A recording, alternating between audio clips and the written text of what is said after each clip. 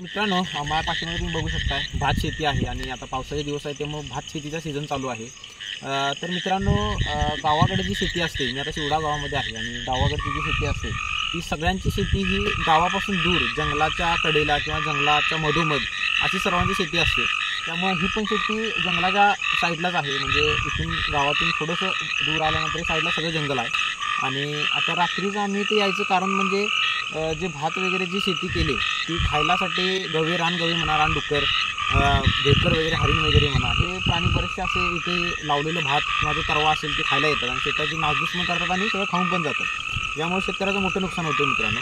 त्यामुळे पूर्वीपासूनच आम्ही शेतामध्ये बुजगावणं वगैरे लावतो की बुजगावणं म्हणजे असे काहीतरी खराब झालेले कपडे म्हणा किंवा असं काहीतरी लटकवायचे किंवा असे माणूस वगैरे तयार करून बुजगावणं लटकवायचे, ज्याच्या डोक्यात मडके वगैरे घालून, म्हणजे ह्याला बुजगावणं म्हणतात। आणि हे असं पूर्वीपासून चालत आले आणि आता जसं जसे डेव्हलपमेंट होत जाईल तसं आता ते इलेक्ट्रॉनिक्सच्या बरेचसे स्पीकर वगैरे आलेले आहेत, ते पण शेतकरी रात्रभर लावून ठेवतात। पण ह्याच्या आधी हे ज्यावेळी काही नव्हतं त्यावेळी शेतकरी स्वतः यायचे आणि हाकेला वगैरे यायचे। हाकेला म्हणजे इथे येऊन माच वगैरे घालून शेतात शेतकरी झोपायचे आणि तिथून एक दोन तासाला रात्रीचं उठून असा आवाज करायचा जोरात, म्हणजे पुकारा घालायचा, जेणेकरून काही प्राणी असतील तर शेतातले पळून जातील। म्हणजे आजूबाजूला एक 4-5 जण शेती असेल तर 4-5 जण अशी कडेनं ते माच झाडावरती असं बारकंसं घर करून झोपायचे। मग आता हळूहळू ते सगळे कमी आले मित्रांनो। पूर्वीचे आमचे आजोबा वगैरे होते ते सगळेजण असं करायचे आणि आता लोक रात्रीचे जातात आणि बॅटरी वगैरे मारून बघतात सकाळी किंवा सकाळी लवकर किंवा रात्रीचं जेवून झाल्यानंतर। तर मित्रांनो, हे एक प्रकारचं वेगळं स्ट्रगल आहे की रात्रीचं असं जाणं आणि शेतात फिरणं, त्या प्राणी आल्यात त्या बघणं, ते धाडस पण मित्रांनो एक डेंजर धाडस होतं। आणि आता तसं होत नाही आहे की आता बरीचशी लोक आहेत ते जे कष्ट आहेत ते करायला मागत नाहीत आत्ताची पिढी बघायला गेलं तर। आणि पूर्वीची लोक ते आनंदानं करायचे आणि ते कुठेतरी आता लुप्त पावत चालले आणि ती शेती पण करायची लोकांनी सोडून दिली, कारण ते कोण तिकडे जंगलाच्या शेतात जाणार, तिथे कोण शेती करणार, मग ते कोण त्याचे राखण करत बसणार। त्यामुळे हा सगळा कंटाळा करून आत्ताच्या पिढीने ते करायचे सोडून दिले आणि काही तर लोकांनी एवढा मूर्खपणा केला की ती शेतीच विकून टाकली जंगलात। म्हणजे हे कुठेतरी एक चुकीचं चाललेलं आहे आताच्या पिढीकडनं की जी शेती आहे, आपली शेतजमीन आहे ती विकणं। आणि आता बघायला गेलं तर कित्येक गावांमध्ये गावात राहणाऱ्या लोकांची जमीनच नाही आहे, सगळ्या बाहेरच्या लोकांच्या जमिनी झाल्या, कारण त्यांनी सगळ्या बाहेरच्या लोकांना विकल्यात किंवा त्यांना तो करायचा कंटाळा येत असेल किंवा अजून काही कारण असेल किंवा ते त्यांना कष्ट करायचे नसतील। मग हे असं सगळं चाललं आहे मित्रांनो। तर आपली शेती विकू नका, हा एक शेती करण्याचा एक वेगळाच आनंद आहे आणि भरपूर गावामध्ये अशी शेती अजून पण केली जाते आणि अजूनसुद्धा काही आहेत लोक जे अशी जंगलातले जे आपलं शेत आहे तिथं भात शेती वगैरे करतात आणि रात्री जाऊन राखण करतात।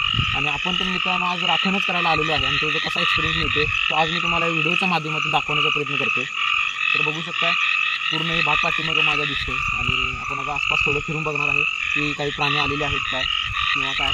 या तर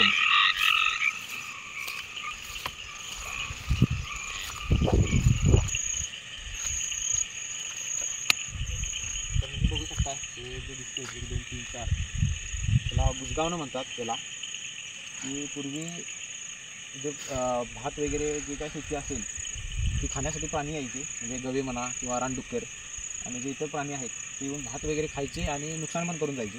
मग त्यासाठी अशा पद्धतीने कागद लावले जायचे त्यावेळी, म्हणजे कागद असं दिसल्यानंतर कोणतरी माणूसच उभा आहे असं समजून ते प्राणी पळून जायचे। चला पुढे जाऊया आपण।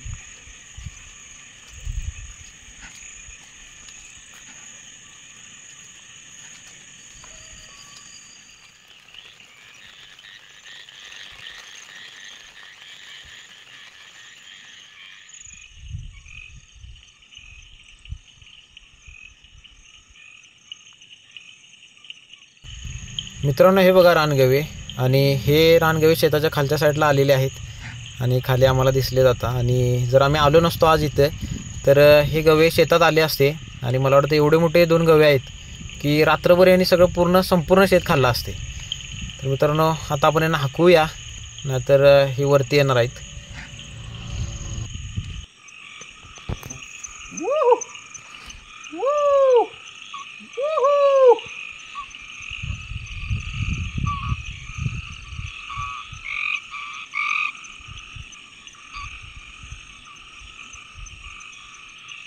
मित्रांनो, आमचे आजोबांच्या काळामध्ये अशा प्रकारे आजोबा फुकारा घालायचे। अजूनसुद्धा आम्हाला आठवते की शेतामध्ये मी आजोबांसोबत जायचो लहान असताना आणि अशा पद्धतीनं आजोबा कुकऱ्या घालायचे, म्हणजे रात्री झोपायच्या आधी किंवा मध्यरात्री 3 वाजता उठून किंवा सकाळी पहाटे असं रात्रीतून 2-3 वेळा ते कुकऱ्या घालायचे.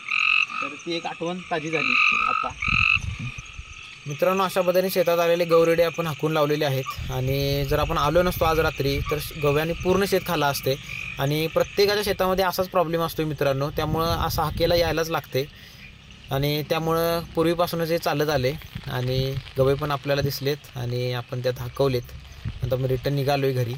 परत एकदा आपण शेतात फेरफटका मारून जाणार आहे.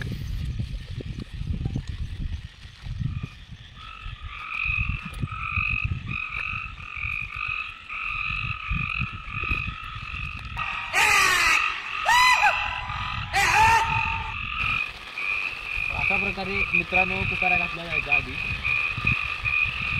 पूर्ण शेताचा फेरफटका मारला आता आणि आपल्याला कोणीही प्राणी दिसलेले नाहीत. मला वाटतं आता रात्रीचे 12 वाजून गेले. आणि अशा पद्धतीनं रोज रात्री सकाळी पहाटे लवकर यायला लागते. आणि एक प्रकारचं स्ट्रगल शेतकऱ्याला करायला लागते.